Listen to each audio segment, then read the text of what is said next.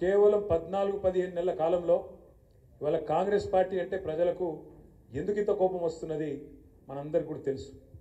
మీరు గమనించండి, ఇవాళటి వార్త నేను చెప్పేది నిన్నటిది కాదు, మొన్నటిది కాదు, మున్పటిది కాదు. ఈరోజు వార్త సరిగ్గా గత 48 గంటల్లో పోయిన 2 రోజుల్లో రాష్ట్రంలో 7 రైతులు ఆత్మహత్య చేసుకున్నారు. 48 గంటల్లో 7 రైతు ఆత్మహత్యలు. ఇంకో దిక్కు అక్కడ శ్రీశైలం లెఫ్ట్ బ్యాంక్ కెనాల్ కోసం తవ్వుతున్న సొరంగంలో ఆ యాక్సిడెంట్ జరిగి దాదాపు 2.5-3 కిలోమీటర్ల ఆ సొరంగం అంతా కూలిపోయి 8 మంది కూలీలు అందులోనే ఇరుక్కపోయి ఉన్నారు. కానీ కాంగ్రెస్ ప్రభుత్వం ఏం చేస్తున్నది? ఇక్కడ 7 రైతులు చచ్చిపోతారు, ఆత్మహత్య చేసుకుంటారు, అక్కడ 8 మంది కూలీలు అలా ఇరుక్కపోయి ఉంటారు. కానీ ముఖ్యమంత్రి గారు ఎక్కడున్నారు? ఎన్నికల ప్రచారంలో బిజీగా ఉన్నాడు. ఏం ఎన్నికల ప్రచారం అది? ఆ ఎన్నికతోనే మన గవర్నమెంట్ మారేది ఉందా? కింద మీద అయ్యేది ఉందా? ఒక ఎమ్మెల్సీ ఎన్నిక ప్రచారం.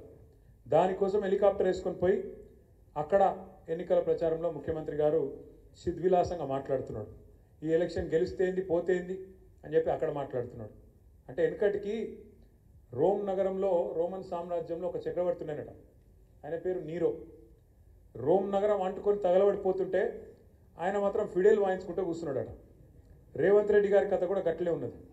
ఎందుకంటే ఓదికి ఇక్కడ 7 రైతుల ఆత్మహత్య 48 గంటల్లో, 8 మంది కూలీలు ముఖ్యమంత్రి గారి సొంత జిల్లాలో అక్కడ సొరంగంలో ఇరుక్కొని పోయి ఉన్నారు.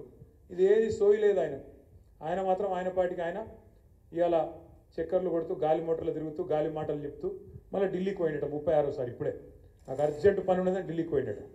35 సార్లు పోయి పీకింది, 36 సార్లు పోయి పీకేది. నాకు ఇలా కడుగుతా 36 సార్లు. నేను నాకు కోపంతో చెప్తలేను, కేవలం మీరు ఆలోచించమని కోరుతున్నాను. 35-36 సార్లు పోయి కనీసం మంత్రివర్గ విస్తరణ కూడా చేసుకోలేకపోతున్నాడు. ఇంకా అందులో కూడా 6 ఖాళీలు ఉన్నాయి, అది కూడా పూర్తి చేసుకోలేడు. కనీసం రాష్ట్రానికి హోంమంత్రి లేడు, విద్యాశాఖ మంత్రి లేడు, సంక్షేమ శాఖ మంత్రి లేడు, అవి కూడా నియమించుకోలేని అసమర్థుడు. ఈయననట పెద్ద పెద్ద మాటలు, కేసీఆర్ను మాయం చేస్తా అంటాడు, కేసీఆర్ ఆనవాళ్ళు లేకుండా చేస్తా అంటాడు. తెల్లారి లేస్తే కేసీఆర్ జపం చేయని రోజు ఉండదు. నోరు ఇప్పితే, నోరు తెరిస్తే కేసీఆర్ తప్పుకోటి యాదికి రాదు. నిద్రలో కూడా కేసీఆర్ యాదికి వస్తాడు, అది కూడా పక్కా. వాస్తవం ఏంటంటే నిజంగా చెప్తున్నాయి, మీకు తెలుసు, నాకు తెలుసు, రేవంత్ రెడ్డి కూడా తెలుసు. వాస్తవం ఏంటంటే నిజానికి రేవంత్ రెడ్డి గారు కూడా ఎలక్షన్లకు ముందు, అసెంబ్లీ ఎలక్షన్ల ముందు వాళ్ళ దగ్గర దోస్తులకు చాలామందికి చెప్పుకున్నాడు, ఈసారి మనం గెలుస్తలేము, మనకు 40 సీట్ల దాకా వస్తాయి, ఈసారి ప్రతిపక్షంలో ఉండాలి, గట్టిగా కొట్లాడాలి, కేసీఆర్ ఉన్న రోజులు మనం గెలవం, అటెంక చూసుకుందాం వచ్చే 5 ఏళ్ళకని చెప్పుకున్నాడు అందరికీ. కానీ ప్రజలు అడిమారి గుడ్డి దెబ్బలిగా తలిగింది, అట్లా లక్కీ లాటరీ తలిగింది. ఎందుకు నమ్మిండ్రు? ఏం నమ్మిండ్రు? ₹1,00,000 కేసీఆర్ ఆడపిల్ల పెళ్లికి ఇస్తుంటే ఏం చెప్పిండు ఈయన? కేసీఆర్ గారు ఇచ్చే 1,00,000 పెళ్ళి అయిపోయినాక వస్తుంది, పెళ్ళి అయిపోయి పిల్లలు పుట్టేటప్పుడు వస్తుంది, మీరు ఇట్లా లగ్న పత్రిక పెట్టుకోగానే ₹1,00,000తో పాటు తులం బంగారం ఇస్తా అని చెప్పి ఆడపిల్లల మనసు కొల్లగొట్టిండు. అట్లే రైతులకేం చెప్పిండు?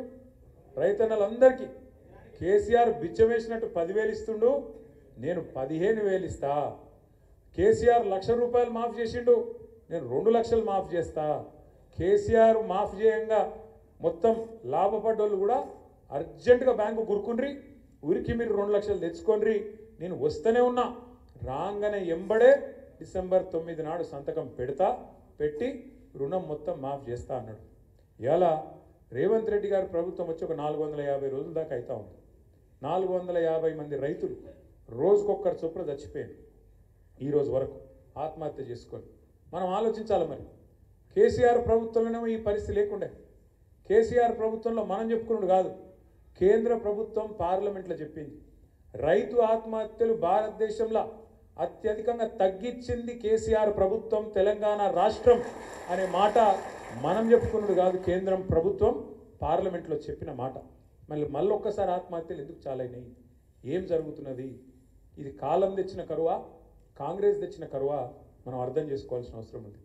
కేవలం కేసీఆర్ మీద కోపం, కేసీఆర్ ఆనవాళ్ళు ఉండొద్దనే ఒక ఆరాటం, దాంతో ఇవాళ మేడిగడ్డ కాళేశ్వరంలో 3 రిజర్వాయర్లు, 19 పంప్ హౌజులు, 3 బ్యారాజులు, 19 రిజర్వాయర్లు, అదేవిధంగా 21 పంప్ హౌజులు. ఇట్లా కాళేశ్వరం అంటే ఎక్కడో అక్కడ గోదావరిల కింద 80 మీటర్ల మీద ఉండే కాడ నుంచి హైదరాబాద్ దగ్గర హైదరాబాద్ నెత్తి మీద కుండబెట్టినట్టు 618 మీటర్లకు పైకి అప్పుడెప్పుడో శివుడు గంగను కిందికి దించిండట. కేసీఆర్ ఏమో గంగను పైకి తీసుకొచ్చిండు. అక్కడ 80 మీటర్ల నుంచి 618 మీటర్ల కాడికి తీసుకొచ్చి కొండపోచమ్మ సాగర్ నింపి కాళేశ్వరం అనే ప్రాజెక్టు ప్రపంచంలోనే అతిపెద్ద లిఫ్ట్ ఇరిగేషన్ ప్రాజెక్ట్. ఆ ప్రాజెక్టు కట్టిండు. అందులో 3 బ్యారేజీలు ఉన్నాయి. అందులో 3 బ్యారేజీలల్లా 340 పిల్లర్లు ఉన్నాయి. 340 370 పిల్లర్లు ఉన్నాయి. అందులో ఒక్క పిల్లర్కు పర్రె పట్టింది, ఒక్కటి. దాన్ని పట్టుకొని ఎంత కథ చేసిర్రు అప్పుడు. కాంగ్రెస్ వాడేమో దున్నపో తినింది అంటాడు, బీజేపీ వాడేమో దుడ్డని కట్టేరా అంటాడు. ఆ పర్రెను పట్టుకొని ఇక దానికి రాహుల్ గాంధీని తెచ్చి ఎన్డీఎస్ఏనట, ఇంకోటట ఆగమేఘాల మీదకి ఇగో ఇది చూసినారు, ఇగో ఇదే పర్రె చూసినారు, మొత్తం పోయింది. 1,00,000 కోట్లు ఇళ్ళకెళ్ళవినాయి, పర్రెలకెళ్ళి త్వరలకెళ్ళి కిందికి వీకినాయి. మొత్తం జనాన్ని ఆగం చేసి కాళేశ్వరం అంటేనే అవినీతి, ఇది అది డామ్ డూమ్ అని చెప్పి మొత్తానికి ఓట్లు దొబ్బినావు జనాలను. నువ్వు తర్వాత ఇంకా మళ్ళీ పుల్లన్న ఉన్నారు కదా యూట్యూబ్లో, అందరు కలిసి మొత్తం కేసీఆర్ తిట్టుడే పనిగా పెట్టుకొని జనాల నెత్తులు పాడు చేసి రైతుల నెత్తులు కూడా ఖరాబ్ చేసి మొత్తానికి ఏదో జరిగినట్టు చూపెట్టి ఆయనతో ఓట్లు కొట్టుకున్నారు.